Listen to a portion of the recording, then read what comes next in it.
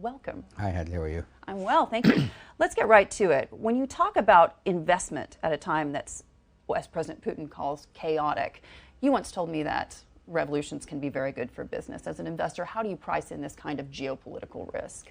In my situation, I mean, gold is, for me, is like a safe haven, you know. I mean, gold is always the material that people tend to acquire when there are crises around, you know. So we strive by crisis, you know, and for someone who wants to have a balanced portfolio or like is thinking about wealth maintenance, not just speculating, I think it's wise to have a part of your net worth in gold, you know. And I've elected to go into mining because I have some in my previous careers, I have a management and operational skills that I can use now in a new field like that, and therefore my average of acquiring the gold is lower because I'm actually looking at it at the price of all-inclusive cost of getting the gold out of the mines, you know. So I'm a large investor in two companies, one in Africa and one in Australia, and I feel very comfortable, you know, when there are crises around.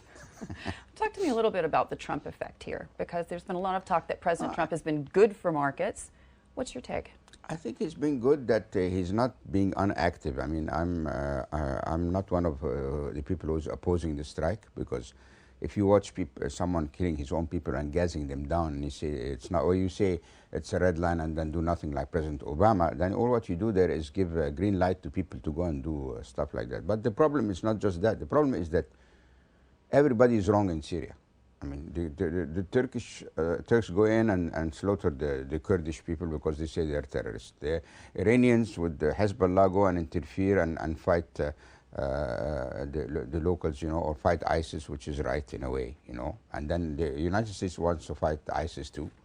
So everybody's fighting everybody there except the people, the Syrian people. I mean, they're sitting there being slammed by everybody back and forth, you know, between a corrupt and unfair leader that is gassing them, between a foreign occupation by Russia, Iran, and Hezbollah, and then strikes that, okay, are trying to help them, but you never know if the strike really helps them, or because there are many talk also that these strikes were symbolic, you know. I think, okay, symbolic or not, I think it's important to tell people like you can't go and support a dictator that is gassing his people and get away with it. So all in all, I am for this strike, you know.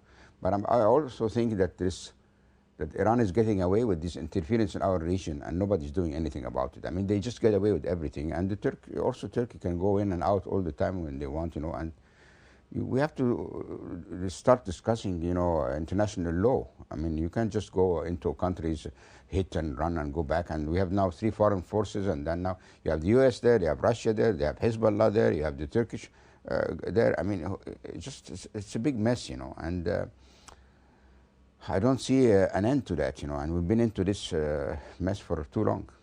Hey everybody, it's Hadley Gamble from our new CNBC Middle East Bureau in Abu Dhabi. Thanks for stopping by. Now to watch more, you can try one of the videos that just popped up on your screen. And don't forget to subscribe.